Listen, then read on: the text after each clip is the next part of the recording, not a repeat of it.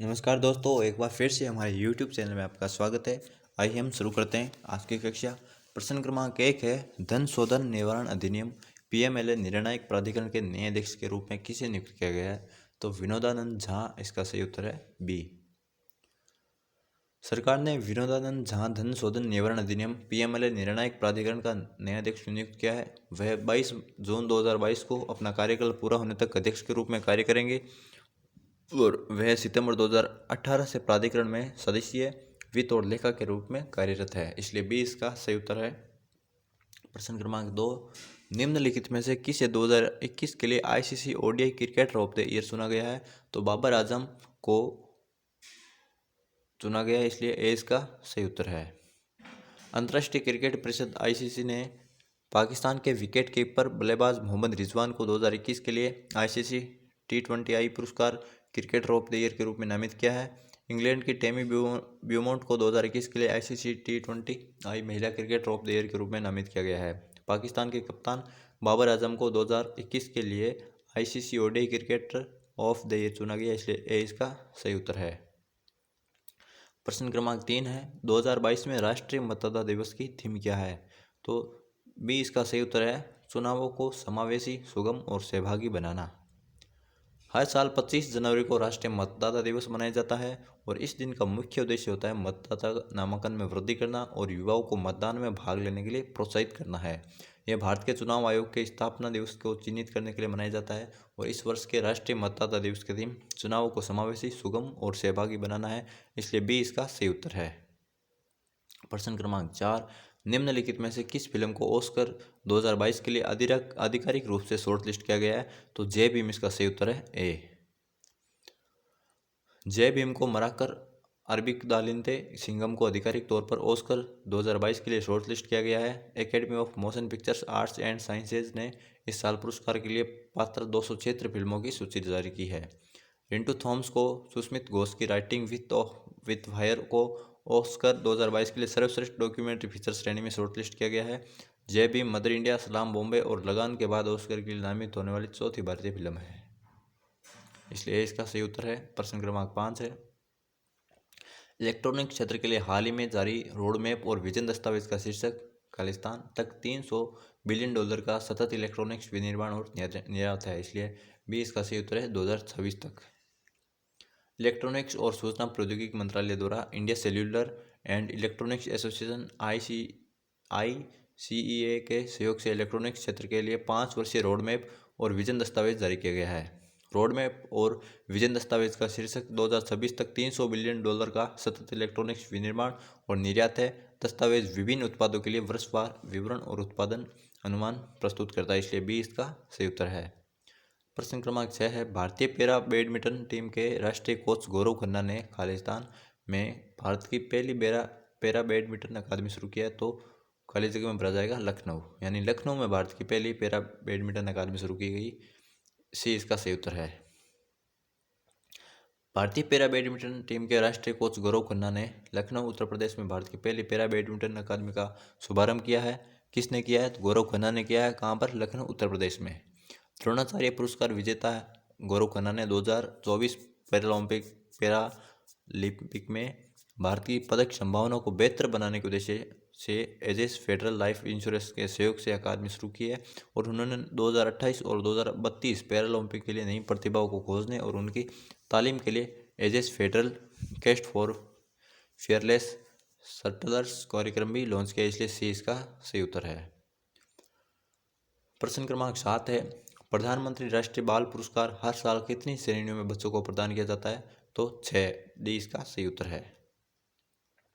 इस वर्ष प्रधानमंत्री राष्ट्रीय बाल पुरस्कार 2022 के लिए 29 बच्चों का चयन किया गया है। प्रधानमंत्री नरेंद्र मोदी ने 2021 और 22 के विजेताओं को प्रधानमंत्री राष्ट्रीय बाल पुरस्कार से सम्मानित किया। प्रधानमंत्री राष्ट्रीय बाल पुरस्कार 6 श्रेणियों में दिया जाएगा।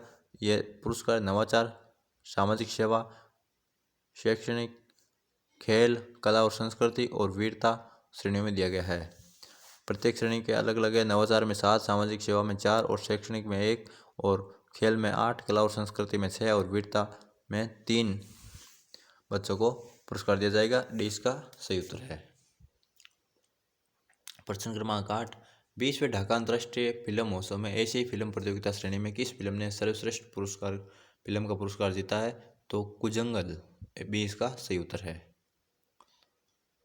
भारतीय फिल्म कुजंगल ने 20वें ढाका अंतर्राष्ट्रीय फिल्म महोत्सव में एशियाई फिल्म प्रतियोगिता श्रेणी में सर्वश्रेष्ठ फिल्म का पुरस्कार जीता है और भारतीय अभिनेता जयसूर्या ने फिल्म सनी के लिए सर्वश्रेष्ठ अभिनेता का पुरस्कार जीता है। सर्वश्रेष्ठ पटकथा लेखक का पुरस्कार भारत बांग्लादेश फिल्म मायर जुंजाल के लिए इंद्रनील रॉय चौधरी को और सुगाता सिन्हा को दिया गया, इसलिए 20 का सही उत्तर है।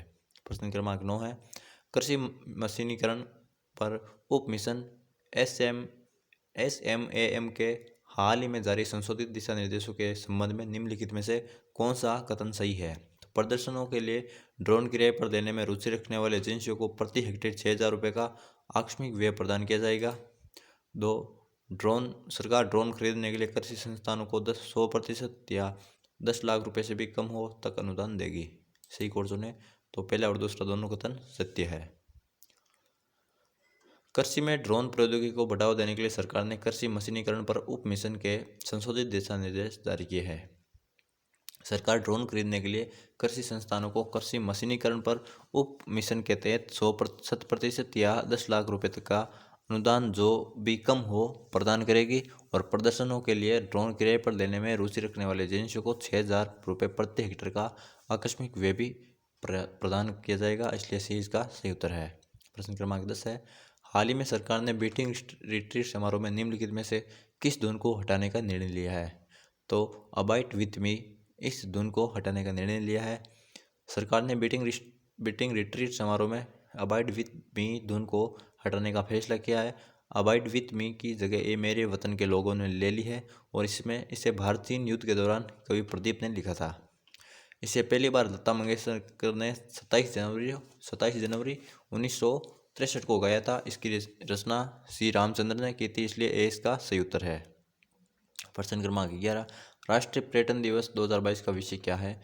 राष्ट्रीय पर्यटन दिवस 2022 का विषय ग्रामीण और सामुदायिक केंद्रित पर्यटन। 20 का सही उत्तर है।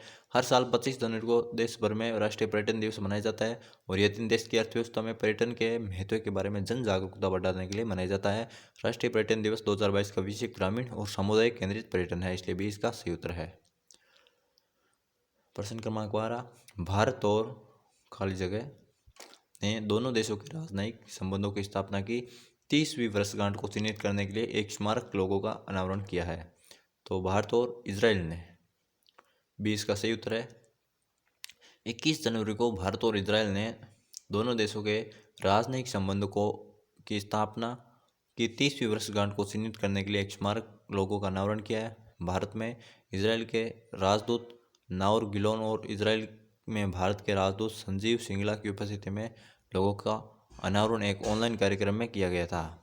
इस लोगों में दोनों देशों के झंडों पर 2 प्रतीक है, डेविड का तारा और अशोक चक्र। लोगों में इन दोनों प्रतीकों को शामिल किया गया है और यह संख्या 30 बनाता है, जो ये दर्शाता है कि दोनों देश 30 वर्षों तक एक साथ काम कर रहे हैं, इसलिए 20 का सही उत्तर है। प्रश्न क्रमांक 13, मियां मोटली ने किस देश के प्रधानमंत्री के रूप में शपथ ली है? तो बारबाडोस। डी इसका सही उत्तर है। बारबाडोस के प्रधानमंत्री कौन बने? तो मियां मोटली इसका सही उत्तर है। बारबाडोस की प्रधानमंत्री मियां मोटली ने दूसरे कार्यकाल के लिए शपथ ली है। मोटली की बारबाडोस लेबर पार्टी ने द्वीप की संसद के निचले सदन की सभी 30 सीटों पर कब्जा किया है और मोटली ने वही जीत दोहराई जो उसने 2018 के चुनाव में की थी, इसलिए डी इसका सही उत्तर है। प्रश्न क्रमांक 14, जयराम ठाकुर ने स्थानीय हस्तशिल्प को बढ़ावा देने के लिए कौन सा ऐप लॉन्च किया? तो अपना कांगड़ा नामक ऐप लॉन्च किया। सी इसका सही उत्तर है। मुख्यमंत्री जयराम ठाकुर ने धर्मशाला कांगड़ा में अपना कांगड़ा ऐप और स्वयं सहायता समूह द्वारा हस्तशिल्प किए गए हैम्पर्स का अनावरण किया। स्थानीय हस्तशिल्प की बिक्री को बढ़ावा देने के लिए, उनके साथ साथ पर्यटकों के लिए परेशानी मुक्त अनुभव प्रदान करने के लिए ऐप को लॉन्च किया गया है और अपना कांगड़ा का उद्देश्य पर्यटन के माध्यम से ग्रामीण महिलाओं और युवाओं को सशक्त बनाना और यात्रियों को होटल, होमस्टे और परिवहन जैसी आतिथ्य सेवा प्रदान करना है, इसलिए सी इसका सही उत्तर है। दोस्तों, यदि आपको हमारा वीडियो पसंद आया तो इसे लाइक करें और हमारे यूट्यूब चैनल को सब्सक्राइब करें और बेल आइकन प्रेस करें ताकि प्रत्येक नए वीडियो का नोटिफिकेशन आप तक पहुंचे।